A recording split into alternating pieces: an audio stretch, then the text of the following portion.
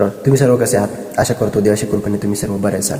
आज आपण एक क्वेश्चन बघणार आहोत. देवाचं वचन जुनं करार एशिया 40 अध्याय आणि 31 वचन म्हणत आहे, तरी परमेश्वराची आशा धरून राहणारे नवीन शक्ती संपादन करतील. ते गरुडाप्रमाणे पंखांनी वर उडतील. ते धावतील तरी दमणार नाही, चालतील तरी थकणार नाही. आपण आपली आशा कोणावर आहे हे खूप महत्त्वाचं आहे. आणि आपण जेव्हा देवाला स्वीकार करतो, देवाने आपल्याला नाव घेऊन बोलवलं आहे हे आपण जेव्हा वचनामध्ये आपण बघतो, तेव्हा आपण देवाला निवडलं नाही तर देवाने आपल्याला निवडलेलं आहे. आपले नाव घेऊन आपल्याला बोलवलं आहे. तर वचनामध्ये म्हणत आहे की जे परमेश्वरावरचे ते विश्वास धरून राहतात आणि त्याची आशा धरतात. म्हणजे मला प्रत्येक वर्षी मला देव सहाय्य करू शकतो. माझी आज अडचण आहे ते देव सहाय्य करू शकतो. मला खायला प्यायला नाही देवावरती आशा, आपल्या कामाविषयी देवावरती आशा, प्रत्येक गोष्टी प्रत्येक अडचणीमध्ये देव आपल्याला सहाय्य करेल अशी ही आशा धरणे म्हणजे त्या आशेला परमेश्वर पूर्ण करणार आहे. आणि देवाची इच्छा हीच आहे की आपण परमेश्वराची आशा धरून राहावे, त्याच्यावरती आपण विश्वास ठेवावा. आणि एकच देव आपल्याला मदत करू शकेल, तो म्हणजे येशू परमेश्वर. हा आपला विश्वास पाहिजे.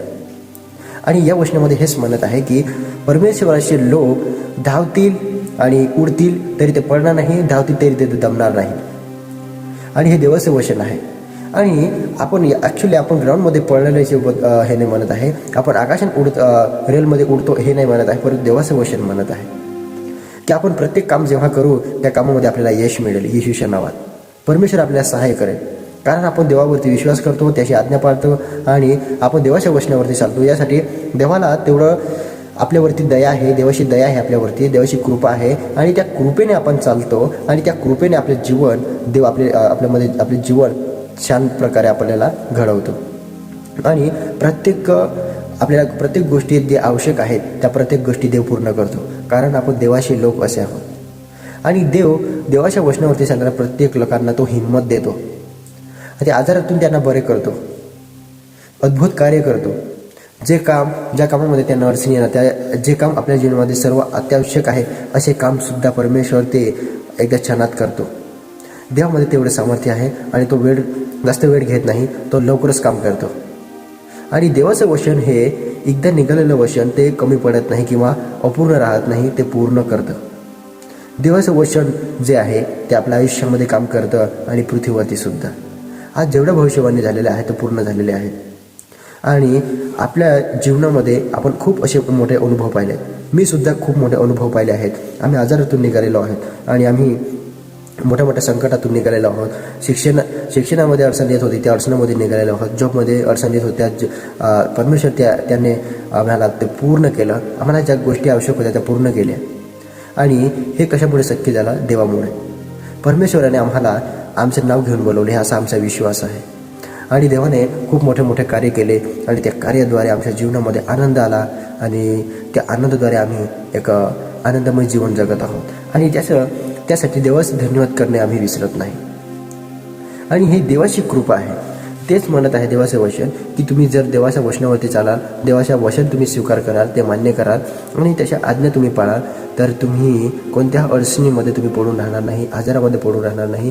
तुम्ही प्रत्येक आजारातून तुम्ही बाहेर निघू शकाल. हे देवाचं वचन म्हणत आहे. आणि आपण कुठेही गेलो, कोणतेही काम होत नसेल तर आपण प्रार्थना करावी आणि त्या प्रार्थनेद्वारे आपले काम होऊन जातं. हे देवाचं वचन आहे. आणि देव आपल्याला नक्की मदत करतो. आणि 41 अध्याय आणि 13 वचन म्हणत आहे, कारण मी तुझा परमेश्वर आहे, मी तुझा परमेश्वर देव आहे, तुझा उजवा हात धरून म्हणत आहे की भिवू नको, मी तुला सहाय्य करतो. हालेलुया. 10 वचन म्हणत आहे, तू भिवू नको कारण मी तुझ्या बरोबर आहे, घाबरू नको कारण मी तुझा देव आहे, मी तुला शक्ती देतो, मी तुझे सहाय्य करीतो, मी आपल्या धार्मिकतेच्या उजव्या हाताने तुला साविरतो. हालेलुया. देवाचं वचन म्हणत आहे. आपण कुठेही गेलो, कोणत्याही कामाला गेलो किंवा आपण कोणत्याही गोष्टीला घाबरायचं नाही आहे, कारण देवाचं वचन म्हणत आहे तुम्ही कोणत्याही गोष्टीला घाबरू नका, परंतु देवाच्या वचनाला तुम्ही घाबरा, देवाला तुम्ही घाबरा. आणि आपण कोणते कार्य करताना भीतीदायक जीवन जगायचं नाही. हे देवावरती विश्वास ठेवून मी कोणालाही घाबरणार नाही, मी संकटाला घाबरणार, आजाराला घाबरणार नाही, मी लोकांना घाबरणार नाही, मी छोट्या आलेल्या माझ्या घरातील आपत्तीला घाबरणार नाही, असा विश्वास आपल्यामध्ये राहू द्यायचा आहे. आणि त्या विश्वासाने आपले जीवन जगायचं आहे. कारण देवाचे वचन म्हणत आहे देव आपल्यासोबत आहे आणि देवाचे डोळे पृथ्वीवरती प्रत्येक लोकांकडे लागलेले आहे. आणि देवाचं वचन पवित्र आहे आणि ते कार्य करतो. देवाने म्हटलं की मी तुझ्यासोबत आहे, तो आपल्यासोबतच आहे. आणि त्याच्या वचनावरती आपला विश्वास ठेवावाच लागेल. आणि कारण देव तसं वचन टाकतोही आणि तसे पूर्ण करतोही. त्याचा अनुभव प्रत्येकाने घेतला पाहिजे, कारण मी घेतला आहे माझ्या जीवनामध्ये. तुम्ही सुद्धा देवाचा अनुभव घ्या. देव किती चांगला आहे. स्तोत्र करता आपल्याला शिकवत आहे. देव किती सांगा त्याचे अनुभव घेऊन पहा. आणि कारण स्वतः अनुभव घेतल्याशिवाय देवाचा अनुभव सांगता येत नाही आणि त्याचा अनुभव आपल्याला शब्दात व्यक्त करता येत नाही. इतका चांगला अनुभव परमेश्वर आपल्याला देतो आणि तो बिनव्यर्थी देतो. तो आपल्याला कोणत्याही मोबदला घेत नाही, परंतु आपल्याला सर्व मोफत देतो. आपलं आरोग्य, आपल्याला आशीर्वाद, आपल्याला प्रत्येक गोष्टी लागणाऱ्या आवश्यक गोष्टी तो प्रत्येक गोष्टी आपल्याला देतो आणि त्याच्यामध्ये तो आपल्याला आपल्याकडून काहीही घेत नाही आणि फक्त आपल्या चांगल्यासाठी तो विचार करतो. आणि देवाची इच्छा हीच आहे की आपण देवाची मुलं व्हावे आणि त्याच्या वचनानुसार चालावे आणि देवाच्या आशीर्वादामध्ये आपलं कार्य होऊ देवाय आणि परमेश्वराचा आशीर्वाद आपल्या घरात राहावा. परमेश्वराचे वचन, त्याची हजेरी, त्याची उपस्थिती आपल्या जीवनामध्ये, आपल्या हृदयामध्ये, आपल्या घरामध्ये, आपल्या प्रत्येक क्षणामध्ये त्या परमेश्वराची उपस्थिती राहावी ही देवाची इच्छा आहे. आणि आपण जर त्याचा स्वीकार केला, आपण देवाचं वचन जर मनावर हृदयामध्ये ठेवलं आणि तर आपल्या हृदयामध्ये, आपल्या घरामध्ये, आपल्या शरीरामध्ये, आपल्या आजूबाजूत, आपल्या आवरणामध्ये, तो पृथ्वीवरती सर्व ठिकाणी देव आपल्यासोबत आहे. हालेलुया. आणि हे देवाचं जे वचन आहे ते सत्य आहे आणि त्या वचनावरती तुम्ही विश्वास ठेवा आणि त्या वचनानुसार आपले जीवन जगा आणि देवावरती विश्वास ठेवा. तुम्ही प्रत्येक अडचणी असाल, तुम्हाला वाटत असेल की अजून मी प्रॉब्लेममध्येच आहे.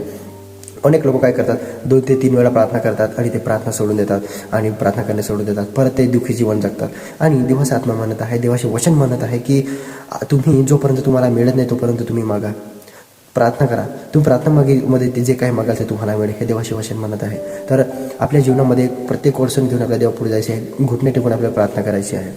आपले गुडघे आपण जमिनीवरती पडून, उपरी पडून देवाला प्रार्थना करायची, विनंती करायची आहे. देवा माझ्यासाठी कर, मी अडचणीत आहे. देव ऐकायला तयार आहे. देव नक्की ऐकतो आणि परमेश्वर आपल्या जीवनामध्ये खूप मोठे चमत्कार करतो. आणि किती मोठे संकट आले असेल, कितीही बदनामी झाली असेल, परंतु देवाच्या वचनावरती विश्वास ठेवणारे लोक कधीही खाली पडणार नाही. ते 1000 वेळा पडले तरी ते पुन्हा उठून उभं राहतील, हे देवाचं वचन म्हणत आहे. आणि हा जो विश्वास आहे तो आपल्या प्रत्येक व्यक्तीमध्ये असला पाहिजे. आणि असा विश्वास, आणि देवाचं वचन म्हणत आहे की देवाला तुम्ही कोणत्या गोष्टी देऊन तुम्ही खुश कराल आणि देवाला कोणत्या गोष्टीने आनंद होतो. त्याला खूप पैसे दिले तरी आनंद होणार नाही, पूर्ण प्रॉपर्टी दिली तरी तो आनंदित होणार नाही, परंतु देव त्याची आराधना आणि त्याच्यावर विश्वास ठेवल्याने देव आनंदित होतो. हे देवाचे वचन म्हणत आहे. आणि पहा, देवाचं वचन पवित्र आहे. विश्वास ठेवा, आपले जीवन जगा. तुम्ही एकमेकासाठी तुम्ही प्रार्थना करा, देवाच्या वचनात राहा, चर्चा करा. रोज सकाळ संध्याकाळी तुम्ही देवाचं वचन वाचा आणि त्या वचनानुसार आपले जीवन जगा. आपले मुलं असेल, आपले घरामध्ये अनेक प्रकारचे सदस्य असतील, त्या सर्वांकडे तुम्ही देवाची उपासना करा आणि देवाची प्रार्थना करा. देव तुम्हाला नक्की आशीर्वादित करेल. आणि देव आपल्या जीवनामध्ये मोठमोठे कार्य करतो आणि ते कार्याने आपला विश्वास वाढतो.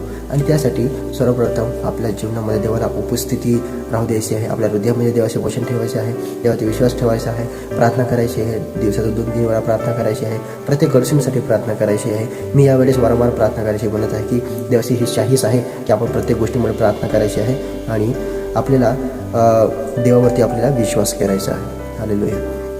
आणि देवाचं वचन पवित्र आहे. मी जसा अनुभव घेईल तुम्ही अनुभव घ्या आणि देवाच्या वचनामध्ये तुम्ही वाढा आणि देवाचं वचन तुम्हाला वाचवेल. येणाऱ्या दिवसामध्ये, प्रभूच्या दिवसामध्ये तुम्हाला देवाचं वचन वाचवेल आणि देवाचं वचनच तुम्हाला पुढे घेईल आणि देवाचं वचनच तुम्हाला स्वर्गामध्ये घेऊन जाईल. आणि तुम्ही देवाच्या वचनाकडे लक्ष दिलं नाही, देवाच्या वचनाकडे दुर्लक्ष केलं तर तुम्ही एक दिवशी नाशामध्ये जाल. त्यासाठी देवाचं वचन आहे एकमेव स्वर्गामध्ये जाण्याचा मार्ग. देव तुम्हाला आशीर्वादित करो. आमेन.